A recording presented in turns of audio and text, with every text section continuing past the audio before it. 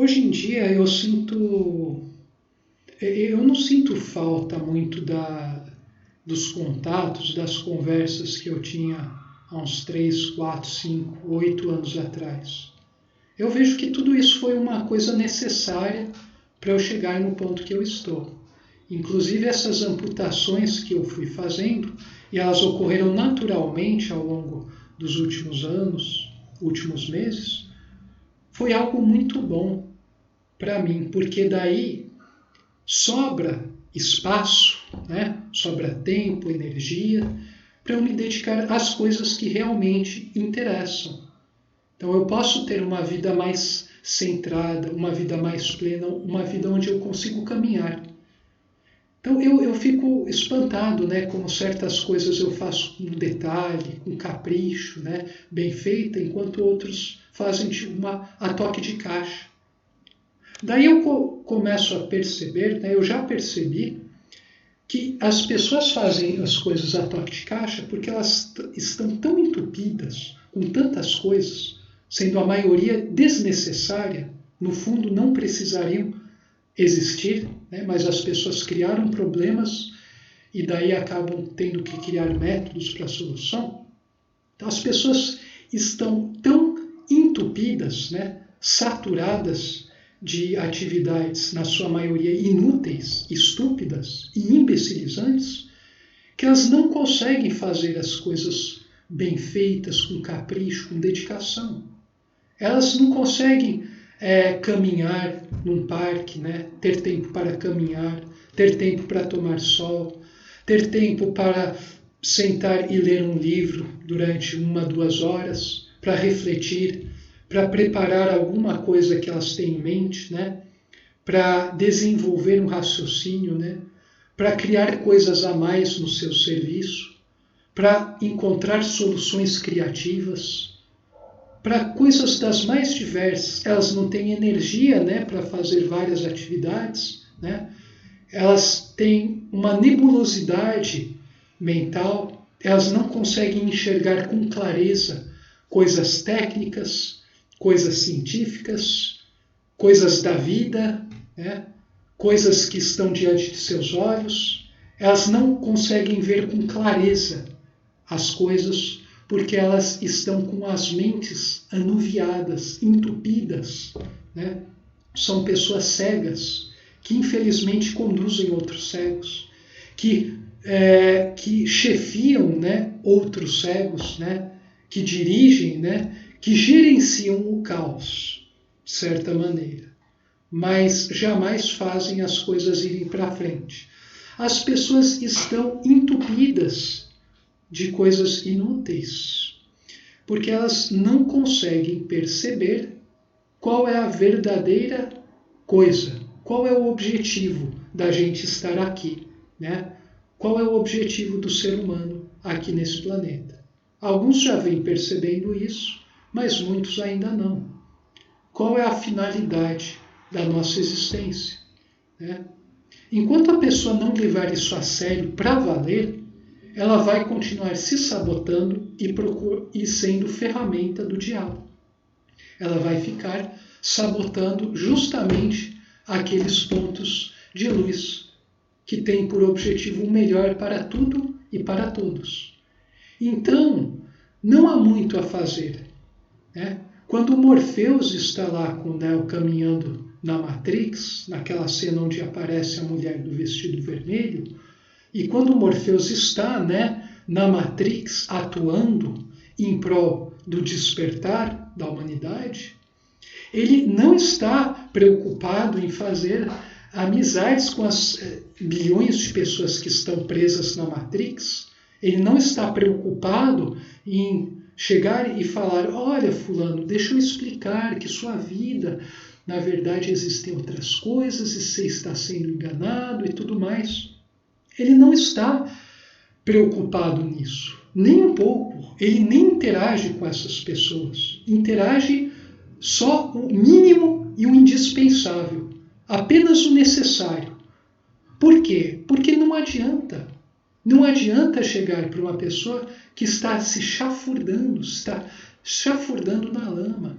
ela está tarada no intelecto, ela está orientada para as coisas do mundo. Não adianta chegar para uma pessoa desse tipo. Por mais acadêmica, por mais humanística, né?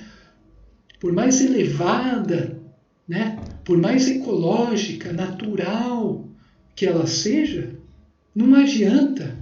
É tudo um artificialismo que a pessoa cria para achar que ela é uma pessoa que está indo. Não adianta.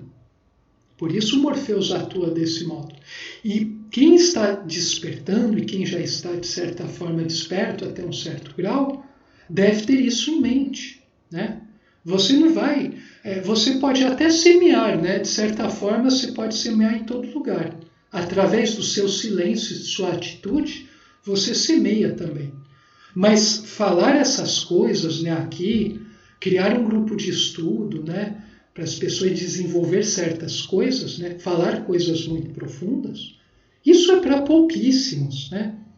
Não é porque é uma elite, né? É uma elite espiritual, mas não é uma elite que é elite porque ela visa excluir os outros, mas é que só pode ser assim, enquanto os outros forem da forma que são.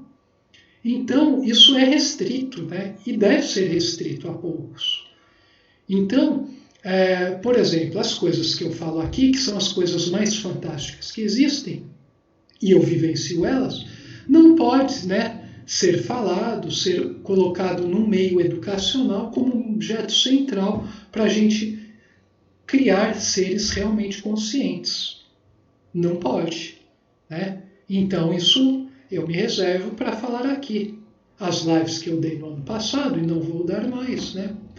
Elas serviram para isso também. O grupo de estudo serve para isso. Os cursos de extensão que eu criei presenciais também servem para isso, né?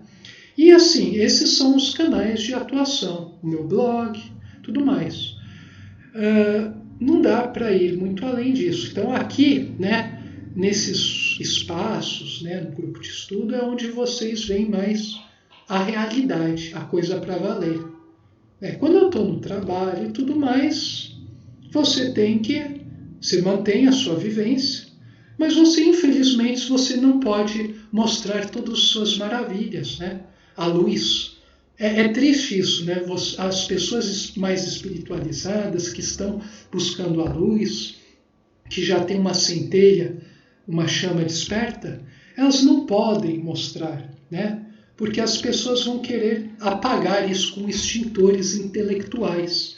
Elas vão chegar em você, né? E elas fazem isso das maneiras mais sofisticadas, né? Ignorando, fingindo que não é com elas, se juntando em bandinhos e fazendo as orgias mentais, né? Falando quão certo é aqueles ídolos, né? Aqueles pensadores que elas seguem, e por aí vai. Elas se apoiam na quantidade.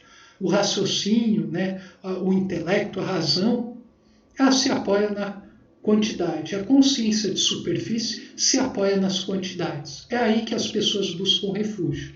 Por isso é difícil uma pessoa, né, uma pessoa presa no raciocínio tem dificuldade de encarar uma pessoa intuitiva, né, uma pessoa orientada para o espírito. Ela precisa fazer esquemas, né, buscar alguma coisa, ataque jurídico, precisa entrar em massas, né, grandes. Ela precisa se tornar anônima, né, para conseguir fazer o ataque. E o ataque sempre é sorrateiro, nunca é presencial. É sempre em redes obscuras, né, redes sociais, em redes nos quais não está nada aberto, né, é tudo escondido, né. E o mais triste disso é que pessoas que estão em cargos altos, que deveriam perceber essas coisas, não percebem. E acabam sendo ferramentas de criaturas inconscientes, que são ferramentas, todos eles, né? Ferramentas do diabo. Então, isso são os tipos de ataques, né? Que sofrem as pessoas que estão buscando a luz, né? Então, por isso, às vezes, é preciso não ir nem tão intensamente, dar uns interregnos aí, né? Uns intervalos de pausa. Porque não adianta, as pessoas não conseguem assimilar e elas se fazem ferramentas, né, do diabo.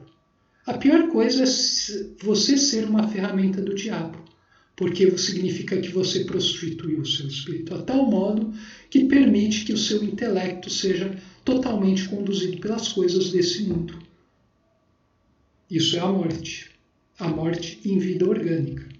Isso é muito pior que a morte orgânica.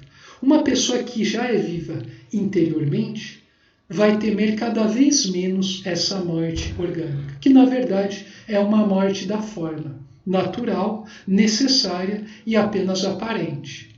Então, com isso a gente resolve esse paradoxo, né? Essa grande questão universal, né? O que é a vida, o que é a morte e qual é a prioridade que o ser humano deve dar às coisas.